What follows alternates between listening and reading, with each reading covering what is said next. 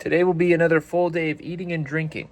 I didn't record it, but I already banged a coffee and I'm working on my first gallon. I'm nearly out of energy drinks. This is bad because I front load my days with caffeine to help me fast for the mornings. So I'm gonna have to hit up Dollar Tree to see if they have more 3Ds, but I hope they have more strawberry lemonades because I don't like the Liberty Pop one now that it's winter.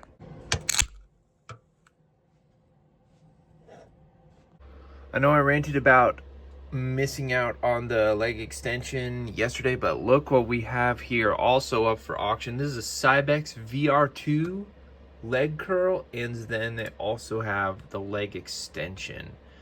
I think I just have to decide how much I'm willing to spend on these. I think I have budgeted like 2 or 3K a piece in my financial projections, but that's assuming that I would be not getting them for a good price. So if I could get them for like $1,000 a piece, it's a matching set, it's a respected brand, it's got the aesthetics that I want.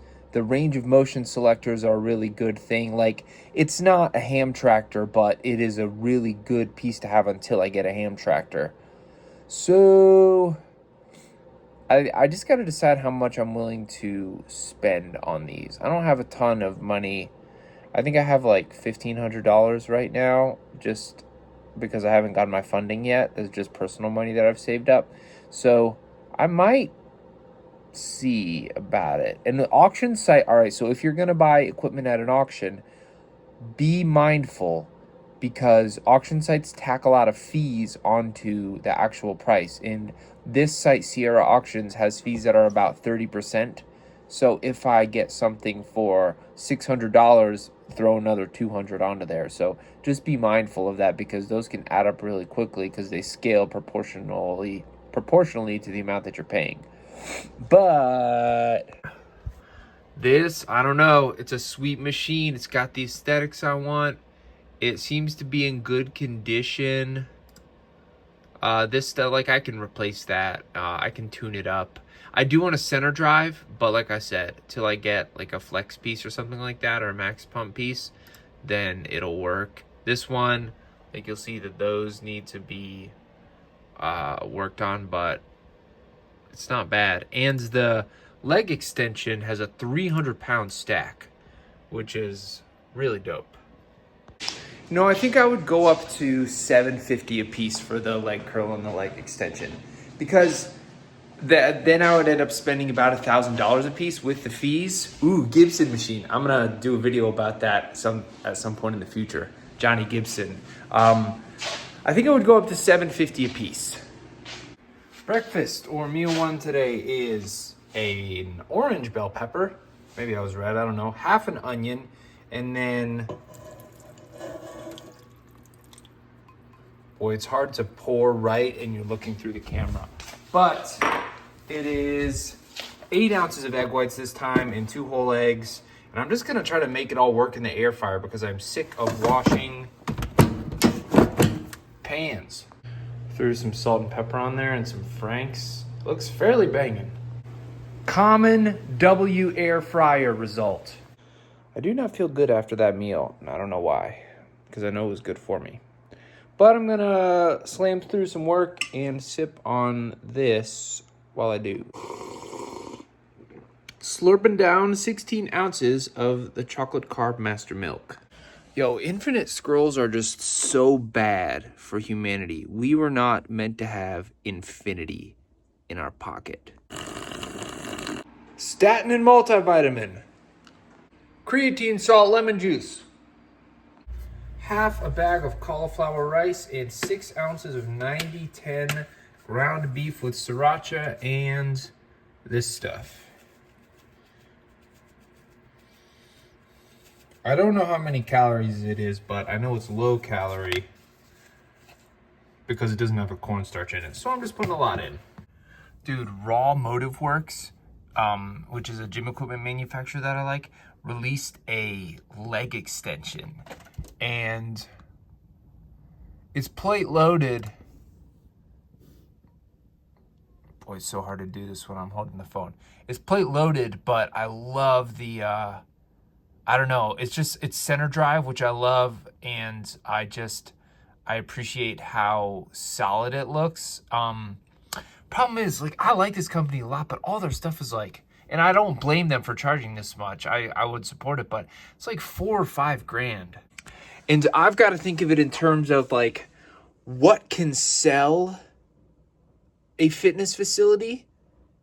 Because I think there's, and again, I don't even know if like your average customer really cares about this, because I think it's my job to make sure the equipment rules. But the customer or the potential member might not care that much or at all.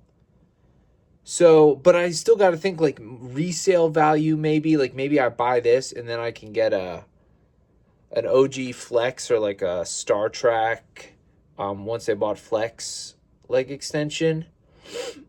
I think it's like people are just used to leg extensions that are selectorized.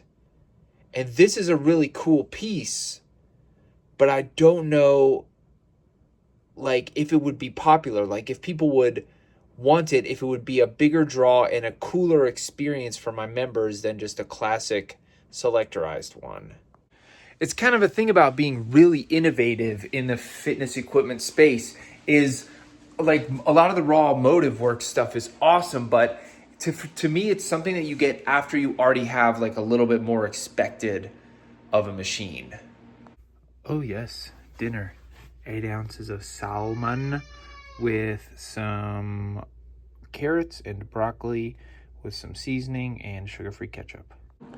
This diet is boring, man. I'm used to getting a lot of pleasure from food. This is knowing it's good for me, but it's not that pleasurable to eat, you know? I think it's good. It's like a dopamine reset for what I eat. You got to be careful who you follow, man. Like who you watch. I am 35 and I have a decent amount of life experience under my belt. And if I watch a certain content creator, if I watch more than like 7 or 8 of their videos, I find something in me deciding, man, their life is sweet. I want to be like them. Like, I really try to curate what I watch. I wish that I could default to YouTube opening up to your subscriptions and not a recommended feed. Because my subscriptions are people like Chris Bumstead and Christian Guzman and like fitness businessmen who live in a way that I would want to live. But then, I don't know, I found YouTube recommended me a Killdozer video, and they're freaking fun. And he just seems to kind of chill out and not really, like the aura he puts off is he doesn't have to work that hard, and his life is like pretty chill and stuff. And I find myself thinking like, man, I kind of want to live my life like that. But that's not a life that provides me. I don't know what it does for him. I think he's got a successful job and stuff. And YouTube is like a career for him. So when he works hard at YouTube, that is something good. But for me, just sitting around watching YouTube, sitting around doing nothing, that's not something good. I think the point is I need to be watching and following people who align with who I want to be, not who distract me from it. And it's difficult because by its very nature, like, YouTube is, like, a large part of it is just to be entertaining, to be distracting. They used to say that you are the average of the 5 people you spend the most time with, but maybe now, since most people have more parasocial relationships with content creators than they do real friends, maybe you are the average of the 5 YouTube channels you watch the most or podcasts you listen to the most. We are finishing off the day with a protein shake, because I still need some more, with 2 scoops of this, about 2 cups of almond milk, and some ice, as well as 32 grams of peanut butter. It's a good day in a fat loss phase when you have enough calories at the end of the day to have peanut butter. You know, you might not believe it, but I've done 2 loads of dishes today and we still have this much left. We use paper plates. Also, I only drank 1 gallon of water today instead of 2, but I'm okay with that.